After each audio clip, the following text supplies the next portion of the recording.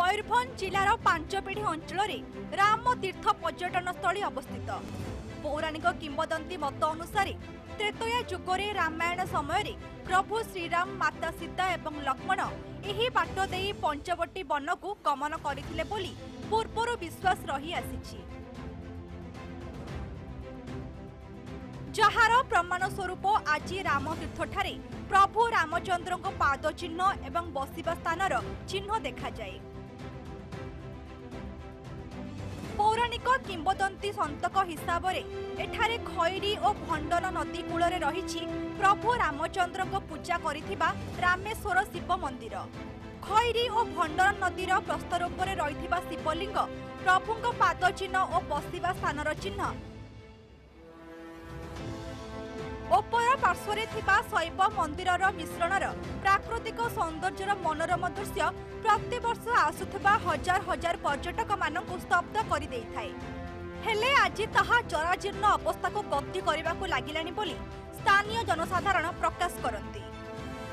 ए जो रामतीर्थ पर्यटन स्थली आज अवहेलित अवस्था रही जहाँकि फॉरेस्ट डिपार्टमेंट जो इको टूरिज्म रही अधीन में रामतीर्थ रही यार डेवलपमेंट से विभागीय कर्तृपक्ष निहाती दृष्टि देवा आवश्यक एवं एटी टूरिस्ट मान जो विभिन्न स्थान रोषई कर स्थान मानक रोषई करने आवश्यक अनुजाई तार पिंडी बसिबा स्थान एवं डस्टबिन पानीय जलर व्यवस्था यही सब व्यवस्था रही आम जयसीपुरवासी दाबी करुचु।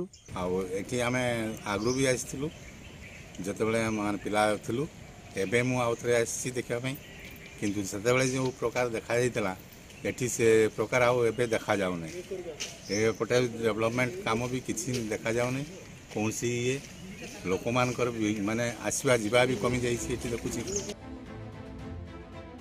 सरकार ओडिशा रे थिबा विभिन्न पर्यटन स्थलर विकास पई अनेक योजना आरंभ करिसंती।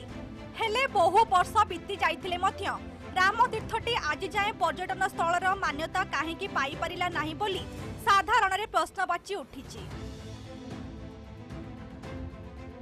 पूर्वरु एठारे गोमुहा कुंभीर प्रजनन करा जाउथिला किंतु वर्तमान ताहा बंद रहिछि। हजार हजार देश विदेशर पर्यटक माने एही रामतीर्थ को मध्य बुलिबा पई आसी थांती। हेले आज जाए ताहा सरकारक उदासीनता मनोभाव जोगु पर्यटन स्थलीर मान्यता पाई पारि नाही। रामतीर्थ परिवेश आज मौसम ठीक अच्छी सब किसी भल लगुच किंतु मु या पूर्वर थरे जते बेले 2009 मसीह आसती एठी देखी जो क्रोकोडाइल प्रोजेक्ट एटा से यार ना से माने जो एरिया रे डेवलप होगा कथा जो हिसाब रे सेतेबेले जितकी थिला अबे और कमी जाइछि किंतु किछि डेवलप होई पारि नै नले बाकी सब ठीक अछि। राज्य सरकार सब जहाँ किछि करछन्ते ठीक करछन्ते किंतु क्रोकोडाइल प्रोजेक्ट हिसाब रे एठी क्रोकोडाइल मान को माने डेवलप पई जो किछि काम करबा कथा मते लागुछि बहुत अवहेलित करूछन्ते। देखंतु रामतीर्थ कथा जदि कहबा आमे बहुत दिन आगु देखि आसु रामतीर्थ गोटे पिकनिक प्लेस एवं एठी कुंभीर प्रजनन होउतला जोटा कि वर्तमान आ होउनी कुंभीर प्रजनन होउनी। आम किसी टूरिस्ट को भी भेटी कहवा कथा जे ये जो कुंभीर आउ देखा जाऊ ना पिकनिक पे छाड़ू ना तो गवर्नमेंट जो कला कोरोना गाइडलाइन पे पिकनिक छाड़ू ना कि जो इको टूरिज्म हो जाए जहाँफल कि पर्यटक को बहुत असुविधा होने जो पिकनिक गोटे खुशी नदी कूल अच्छी गोटे भल प्लेस पिकनिक मजा नहीं पार ना। मयूरभंज जिला जसीपुर निकटस्थ ए होची रामतीर्थ पर्यटन स्थली। एठाकू प्रतिदिन लोकंकर सुଅ छुटे केवल देखिबा पई कुंभीर प्रजनन केन्द्र किंतु किछि वर्ष होला एठारे कुंभीर प्रजनन केन्द्र बंद रहिछि। राज्य सरकार जो दृष्टि रखी एठारे कुंभीर प्रजनन केन्द्र आरंभ करथिले ताहा वर्तमान अवहेलित अवस्था रे अछि। देखियाकू बाकी रहिला राज्य सरकारकर केबे दृष्टि पड़ुछि कुंभीर प्रजनन केन्द्र उपरे। जसीपुर रु प्रज्ञा पाणी MBC TV।